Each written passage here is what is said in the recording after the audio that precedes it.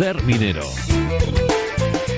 Es momento de saludar a Roberto Fernández, el director del Museo de la Minería y la Siderurgia de Castilla y León, que se encuentra en Sabero. Roberto, ¿cómo estás? Hola, muy bien, buenos días. Vamos a tener un invitado que ya ha pasado por esta sección, nos sigue dando motivos para llamarle, cosa que nos alegra muchísimo, y que es uno de los grandes referentes si hablamos de literatura minera, ¿no? Pues sí, hoy va a compartir con nosotros Ser Minero, además al otro lado de la frontera, pues el historietista e ilustrador Alfonso Zapico, es Premio Nacional del Cómic en el año 2012, asturiano, aunque reside en Francia, por eso decía lo del otro lado de la frontera, y lo hace, como decías tú, ya lo hizo en 3 ocasiones para hablarnos de su novela gráfica La Balada del Norte, que es toda una enciclopedia sobre la Revolución del 34 en Asturias y sobre la minería en general, y como ha presentado no hace mucho el 4º volumen, pues le hemos invitado para que nos hable de este 4º y tal vez último volumen, parece, de La Balada del Norte, que tanto nos gusta. Muy bien, pues Alfonso, ¿qué tal? ¿Cómo estás? Hola, buenos días, encantado de hablar con vosotros. Bueno, casi lanzaba una pregunta. 4º y último volumen, decía Roberto, ¿lo das ya por completado o...? Pues lo doy por completado y a la vez no, porque es verdad que esta historia que empezó ya en 2015 se alargó durante 1000 páginas, 4 libros, que no estaba previsto que fueran tantos, pero bueno, aquí llega el desenlace, llega el final de esta Revolución de Octubre del 34 y el final pero no hay final para los protagonistas todavía, así que quién sabe si volveremos al territorio y a las minas y a las protagonistas pues en un futuro. Igual nos sale una especie de spin-off, ¿no? O algo así. Esto... Sí. Roberto. Alfonso, buenos días. ¿Qué abordas en este último volumen? ¿Qué nos cuentas en el 4º? Sin hacer muchos spoilers, claro.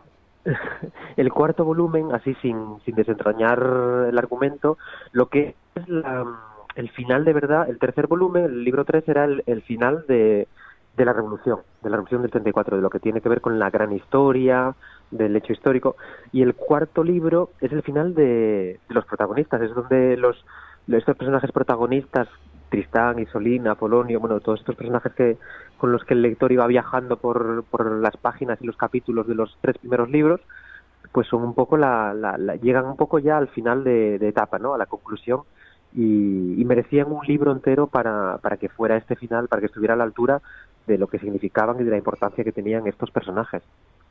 Y este final de historia, bueno, tenías pensado la historia, la verdad es que en un primer volumen, ¿no? Nos contabas en su día, luego fueron 2 para dar un poco más de espacio también a la historia, a los protagonistas, luego fueron 3 y en el 4º, ¿se parece este último libro a lo que tú tenías en mente cuando comenzaste hace años a trabajar en La Balada del Norte?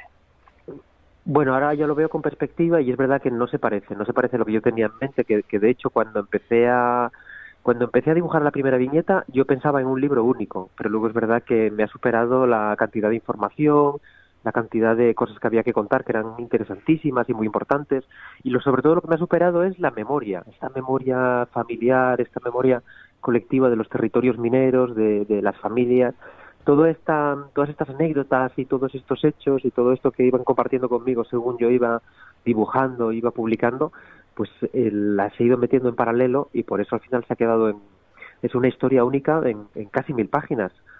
Son 4 libros, pero en realidad es una única historia, aunque la vendamos a plazos. Claro, en este último volumen lo que sí que vemos es que pesan un poco más, como dice, las historias personales, ¿no? Porque la gran historia, digamos, la historia de la Revolución 34, de ese levantamiento de los mineros en la época de la República, ya la conocíamos, ¿no? Aquí te has centrado un poco más, aunque también está muy presente, lógicamente, toda aquella historia, te has centrado un poco más en los personajes, ¿verdad? El norte es una visión más desde los personajes anónimos que desde lo que es la historia, bueno, más se aleja un poco de lo que los historiadores nos cuentan, desde lo que se narra en los ensayos, en los libros más concienzudos, que tienen muchas fechas, tienen muchos nombres propios y muchos lugares, pero a veces se les olvida meterse en los zapatos de la gente que lo vivió, ¿no? Y ese es el esfuerzo que hago yo, el de intentar comprender, ¿no? Qué pasaba por la cabeza de la gente que vivió en primera persona todo aquello, y en esas historias anónimas que no aparecen en ningún libro y que están casi olvidadas, pues es un poco donde el lector de verdad descubre y comprende y empatiza con esta historia.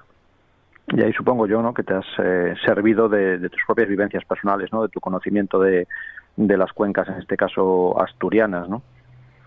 Sí, yo soy de Blimea, que es un pueblo minero muy pequeñito, de 6.000 habitantes, allí en la cuenca minera del Nalón, Y hay un poco de todo aquí, hay un poco bueno, pues de lo que pasó en la zona del Caudal, de lo que pasó en los valles mineros en Asturias, en las afueras de Oviedo, y he hecho una especie de popurrí con estas historias reales, algunas incluso las he incluido tal cual, cambiando un nombre o cambiando una fecha, y bueno, supongo que es la importancia también del cómic, de este cómic, ¿no? Que está construido sobre todo con materia real. Uh-huh.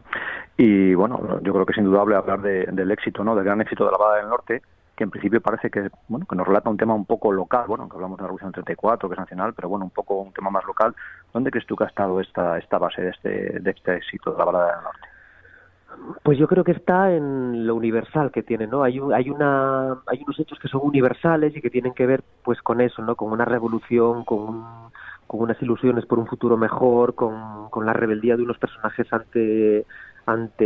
bueno, pues ante la historia que les toca vivir y ante una sensación de opresión de la que se quieren liberar. Todo esto tiene que ver, es universal y no es específico de un territorio, ni se limita a unas fronteras, y de hecho el libro acaba de salir ahora en Francia, el tomo 2, y estamos ahora haciendo presentaciones y esta semana próxima voy a París, donde hablaremos con historiadores que han hecho trabajos también sobre la minería en la zona de Alsacia, en la zona de la región norte, y que curiosamente han descubierto en este libro un reflejo de lo que ellos conocían y vivieron, pues eso, en las regiones norteñas de Francia o en la zona de Lorena. O sea que esto es verdad que no se constriñe solo a un territorio o a un valle minero. Lo que pasa en Asturias pasa en León y pasa en Bélgica, en Francia, en Polonia, en Gales, y tiene que ver con eso tan específico que es la forma de vida, la industria, la tradición de la minería del carbón. Y una forma también, yo creo que muy interesante para que la gente joven, ¿no?, se acerque a esa parte de la historia que a veces para ellos resulta tan desconocida, ¿no? Igual de manera más amable, con un poco, aunque bueno, el libro es contundente en el sentido de que cuenta una historia muy potente, pero bueno, a través de la novela gráfica parece que igual a la gente joven les puede llegar mejor. Los jóvenes lectores es verdad que están más acostumbrados a leer cómics porque son muy lectores, sobre todo de manga, y es verdad que bueno, pues esta historia yo espero y sí que tengo de que puedan acceder a ella, de que la sientan como propia, y sobre todo los jóvenes de los valles mineros en Asturias, de territorios en los que este libro les explica un poco su identidad y sus raíces, que ellos ya no conocen a día de hoy y que les suena un poco lejano. Yo creo que sí que es una buena manera también de recordarles de dónde vienen y que son como son por todo lo que hubo antes, ¿no? Y por todo lo que fueron antes. ¿Cómo ha sido la acogida ahí en las zonas más mineras cuando has presentado el libro? Pues muy bien, ha sido una acogida muy positiva dentro y fuera de las zonas mineras, porque en los valles mineros sí que es verdad que la acogida ha sido muy positiva porque es un libro que habla de ellos, que los retrata, que comparte un poco su historia y que les da un poco esa dignidad que ellos pensaban perdida, porque es verdad que lo que tienen los territorios mineros de la industria del carbón es que cuando desaparece la industria llega al olvido y ya no existen, ¿no? Parece que ya no cuentan. Este libro rescata un poco esos hechos históricos de los que fueron protagonistas y bueno, y les da un poco, los proyecta hacia el exterior. Y fuera de esos valles también la gente los descubre y empatiza con ellos y los comprende.